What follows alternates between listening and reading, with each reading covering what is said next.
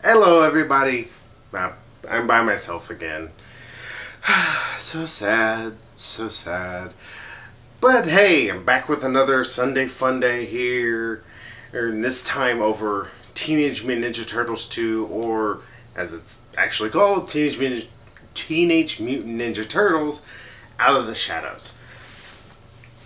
Now, it's hard to talk about this movie without going ahead and saying what you thought about the first one. And to be fair, you don't see a whole lot of people that have very positive opinions about the first movie. Some say it's one of the worst movies of all time. I mean, WatchMojo.com has it on their worst movies of 2014 list. A lot of people say, oh, it's one of the worst rapings ever of any kind of childhood property. I don't agree with that. Maybe it's partial because I was never a huge Turtles fan. I mean, I like the show, but it was never one of my favorites. I was more of a Transformers kid than anything, and not even then. That was kind of a little too late in my terms of watching shows. I'm more like the '90s X-Men. Well, I should say in terms of watching kid shows, but I was Transformers, '90s X-Men, Spider-Man, all the Marvel Fox shows. I'm going to deal with that here in just a second. Sorry, somebody wanted attention, so I had to do a little cut there.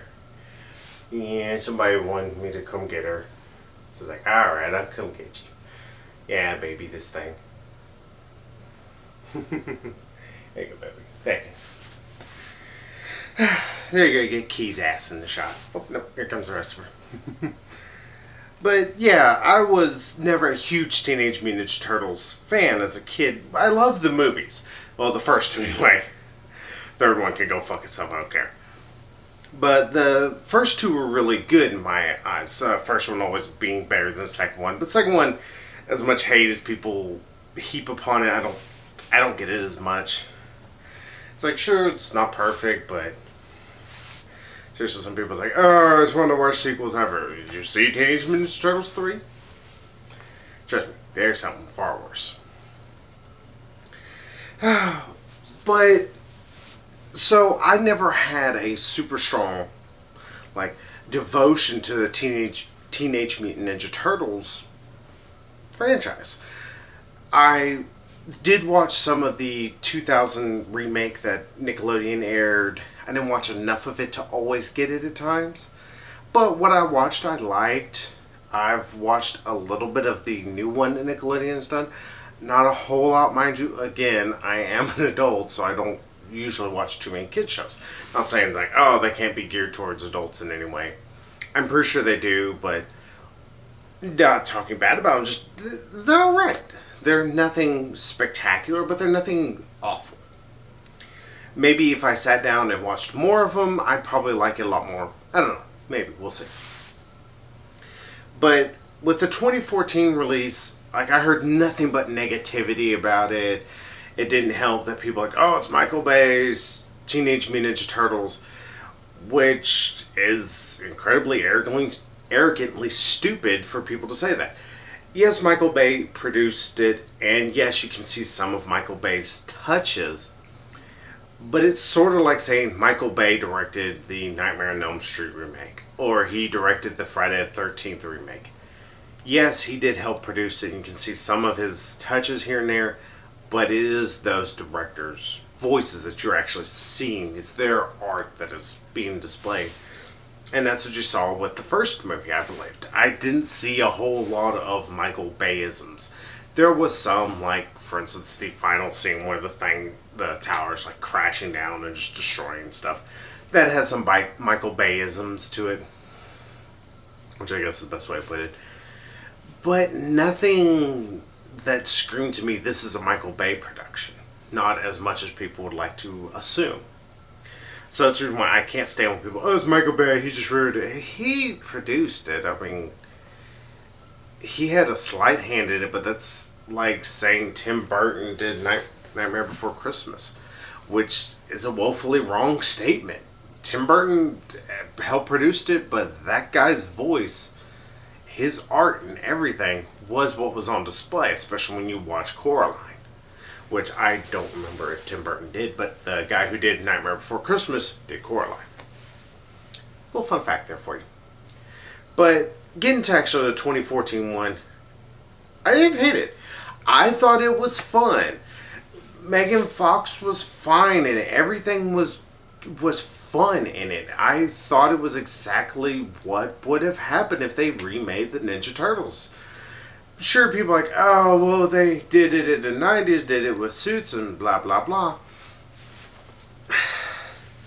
Here's where I'm going to, for one of the few times, I'm going to come to the defense of Hollywood in certain aspects.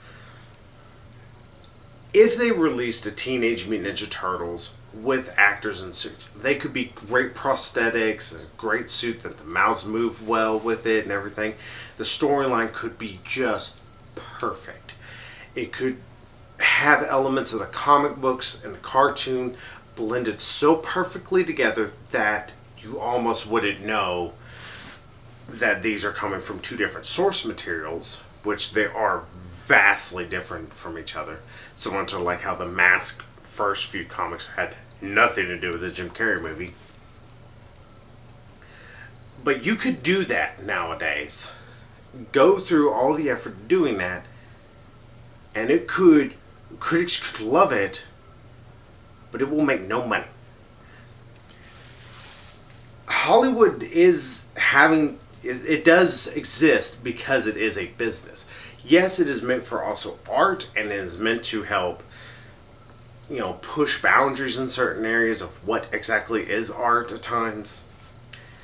And people think, oh, that's what Hollywood should be first, but it can't exist that way. You cannot have museums existing simply for the sake of art. They have to exist also to be able to turn some kind of a profit or anything, or preservation of something. But that's a whole different kind of argument to try and get into. But people are not going to watch a live action TMNT movie with actual actors in costumes, no matter how good they are. I know people are like, I would watch it and love it to death. It would be my favorite movie of all time. And because I use CGI, it's the worst ever. No, it's like the people who say this and they say that they would only watch the live action and shun CGI for this or that reason are really just a very vocal minority, I would say, in this instance. Pardon me. Yes, I think if they can do it very well, go ahead. But with what they were wanting to do to make it more akin to the cartoons, which I know people are like, oh no, make it like the comic books, which they really can't. They can't make it like the comic books because a lot of the comic books are a little too dark for kids. And to be fair, Teenage Mutant Ninja Turtles didn't get as big and as revered because of its comic books. I mean, I hate to be the bearer of some really bad news to the fans of the comic books, but it's revered because of the first two movies, and that in the first cartoon show, and the second one, and even to the third one to an extent. I won't say there's even a fourth one. I don't know. But it's not revered for the comic books. I mean, it's what got it made into a television show. But that's not what they're going to do. They're not going to remake the comic books. I mean, sure, they're going to have some grit to them in a way. But especially if you're going to try and get this actually produced, you're going to have to make it a little cartoony. And to be fair, I don't see why people are against this. That's the reason why I was totally baffled with people's anger at the first movie. I'm like, you're complaining about stuff that they did in the cartoon, that it was silly, that it was a little over the top. I mean, yeah, some of the acting was a little hamming, like Michelangelo, the voice actor who did him, he could grate a little bit, but he was nowhere near as bad as many other Michael Bay produced and directed movies who have this kind of a character, this kind of punchline of a character in a way. And to be fair, you couldn't do half of what they wanted to do. What would be cool to see, what would push you and keep putting seats in, or putting asses into a seat without going CGI. So again, that's the reason why I don't get why, they could have done with this. There's a lot of stuff I'd say, no, I don't know how you could do this realistically and stay within a decent kind of budget. I mean, these really don't have a massive budget. I mean, a few hundred or 100 million or so, which nowadays is kind of middling for a blockbuster. I think this one might have a bigger budget, but anyway, like I said, I liked the first movie. I thought it was fun, and I thought about that with this one. This one has a few more problems than the first one did, which is strange because some of the stuff that didn't annoy me as much with the first one, now it's annoying me, but I'm going to explain here in a bit. But yeah, this one is fun, and I've seen on like IMDb, it's got like a 6 point something, which is not horrible because I think the first one's got like a 5 something, which again I don't understand.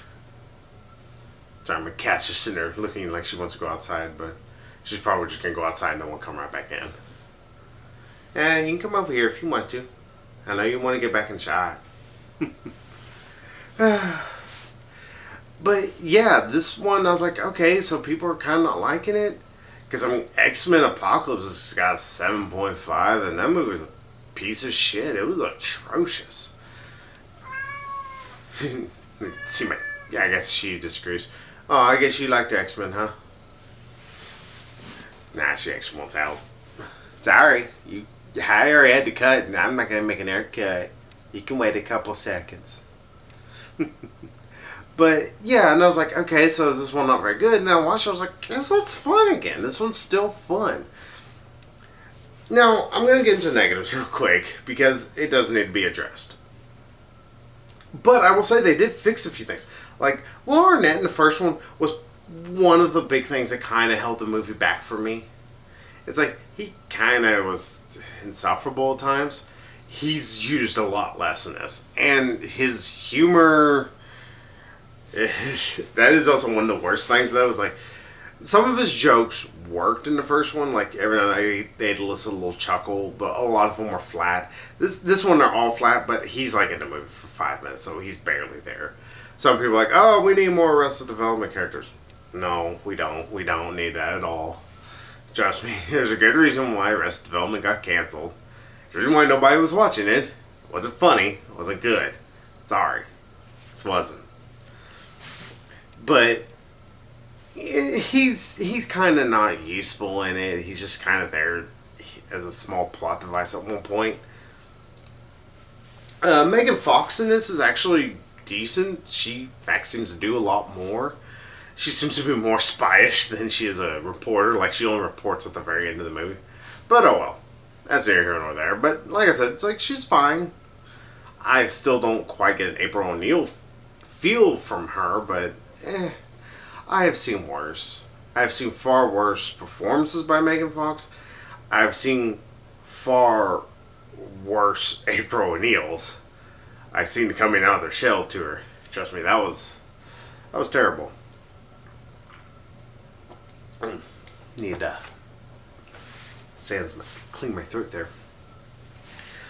But I was sitting there watching this, like, all right, I'm gelling with this. There's, what's his name? Okay, Tyler Perry. Sorry, I went blank on his name. There's Tyler Perry in this. He plays as everyone knows him, the Fly Guy. Now, some people got really upset because they're like, oh, they just cast him because he's a black actor and they're just trying to make a white actor a black role. Here's the thing. In the comic books, he originally he was actually a black guy, played by a black guy. Oops. And I can't remember his name. Dr. Baxter, I think, is what it was. No, that's what eventually he kind of just went by and everything. But they changed it originally in the cartoon because he kept referring to Shredder as Master. You can't have a black guy calling a white guy, or because that's why he was in the cartoons. master just reads all kinds of wrong. In here, he kind of refers to Shredder as like sensei and everything. It actually kind of works. Even though he's very over the top, but it's a manic performance that works strangely enough. And whenever he gets subdued, it feels actually kind of threatening in a good way. So I actually enjoyed the crap out of his character. I was like, alright, I'm digging it. I'm enjoying it. I thought I was going to hate it, but I actually enjoyed it quite well. The new guy they have playing Shredder, he's just kind of there. That's one of the worst problems with this, is that really Shredder's not given a whole lot to do. He kind of just comes around, he's menacing. But I will say that much, he is menacing. And yeah, they did take away his Iron Man armor. And yes, it's a whole new guy because he's not like 8 foot tall. This is our guy who really does resemble or make me think more of the original movies. And he just has this look. And that's one of the things, he doesn't say a whole lot, but he has a look just makes you, okay, yeah, you're kind of intimidating, man. You made me want to quiver my little boots. So, he's enjoyable, even though he's not in it a whole lot. The guy they have that does Krang, oh, big surprise, Krang's in this. Read IMDb, it's right there at the top. But they have Krang in this. The voice he does is pretty good. It's not quite as annoying as I thought of as when the cartoon came out. Yeah, I'm sorry. I didn't like Krang's voice. Give the guy some credits. Like, at least he did something, but I couldn't stand that voice. Just nails on chalkboard. It was like Mother Brain from the Captain N show. Oh God. But also they do not have Johnny Knoxville doing Leonardo anymore. They have the guy who does the motion capture and everything for him doing it. Which, that guy does a good job. He sounds like a leader. He sounds kind of boring, as Leonardo kind of is, and kind of the dickbag as Leonardo is. He's the Cyclops of the Teenage Mutant Ninja Turtles universe. But the Turtles all work. Michelangelo, it feels a little bit more toned down. He still has his little goofy joke moments here and there. But they're nowhere near as I got sometimes from Michelangelo in the first one. Which some people could say, oh, that makes the movie a little less funny. I think this movie still has its own humor here and there, and some of the jokes kind of work. I found myself chuckling here and there at different little things. I can't remember what they were, unfortunately. Yeah, but little things they would do. But I will say one thing they also do in this that I loved a lot more. They had, I know I said I was going to go into complaints, but like I'm talking about stuff I love just because I want to talk about that. But they have more of the Turtles actually working together. They are together throughout a massive chunk of this movie.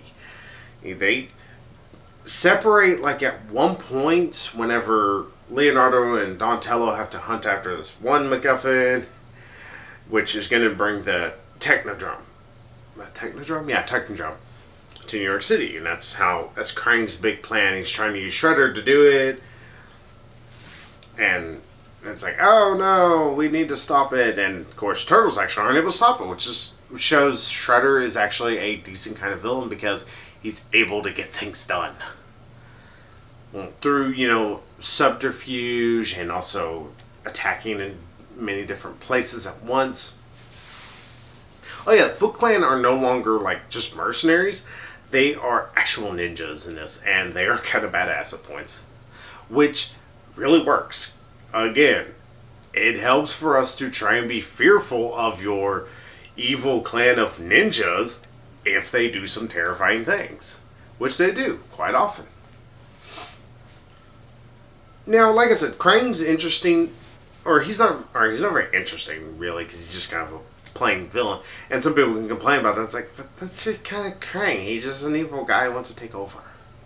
That's the reason why, if I'm not mistaken, in the 2000 redo, like they had Shredder for a while, and then they didn't do, I think they had Krang for a little bit, but then they had other villains constantly coming in and out.